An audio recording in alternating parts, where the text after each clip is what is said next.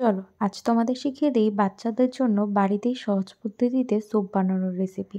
এর জন্য আমি বিনস, গাজর, পেঁয়াজ আর রসুন কুচি নিয়েছি হচ্ছে ক্যাপসিকামও দিয়েছিলাম, নিয়েছি মাংস, মুরগির মাংস আর ডিম, আর এই যে আদা আর রসুনের পেস্ট। আদাটা আমি রসুনটা থেতো করে নিয়েছিলাম, আদাটা আমার পেস্ট করা আগে থেকেই ঘরে ছিল।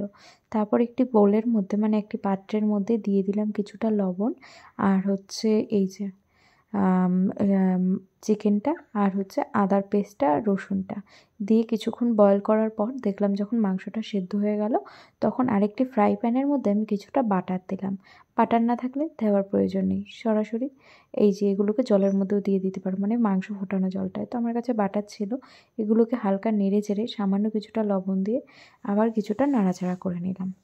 আমি কিন্তু এগুলোকে পুরোপুরি ভাজা করব না, কিছুটা জাস্ট বাটারের মধ্যে নাড়াচাড়া করে ব্যাস। এই যে দেখিয়ে দিচ্ছে আমি ঠিক কতক্ষণ নাড়াচাড়া করছি।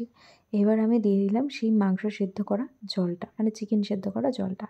আর সেই ফাঁকে আমি তারপর চিকেনগুলোকে ছাড়িয়ে নিয়েছিলাম, একটু বড় বড় করেই ছাড়িয়েছিলাম।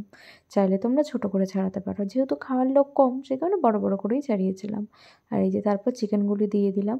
দেওয়ার পর আমি অনেকক্ষণ ঢাকা দিয়ে রেখে সবজিগুলো আর চিকেনটা আবারও সেদ্ধ হতে দিয়েছিলাম। তারপর আমি দিয়ে দিলাম, যখন সেদ্ধ হয়ে আসলো ঢাকনাটা খুলে, ডিম, ফাটিয়ে রাখা ডিম। চাইলে তোমরা ডিমের কুসুমটা স্কিপ করে যেতে পারো, আমি দিয়েছিলাম, ডিমের কুসুমটা আমি ফেলিনি। তো এই যে স্যুপ প্রায় রেডি। এবার আমি কিছুটা কর্নফ্লাওয়ার গুলে নিয়েছিলাম, এই যে কর্নফ্লাওয়ারটা দিয়ে দিলাম। এখানে চাইলে সয়া সস, চিলি সস দেওয়া যায়, গোলমরিচের গুঁড়ো দেওয়া যায়, কিন্তু যেহেতু আমার বাচ্চা খাবে সেই কারণে আমি এগুলো কিছুই ব্যবহার করিনি। কর্নফ্লাওয়ারটাও চাইলে তোমরা স্কিপ করে যেতে পারো, বাচ্চার ব্যাপার তো। আমি আজকে দিলাম, অন্য সময় আমি দিই না কর্নফ্লাওয়ারটা। এই যে স্যুপ রেডি। আমি ভেবেছিলাম কিছুটা ডেকোরেট করব, কিন্তু না, আমার মেয়ে আর তার সাঙ্গপাঙ্গরা মিলেই ডেকোরেট করে দিল। কেমন লাগছে জানিও।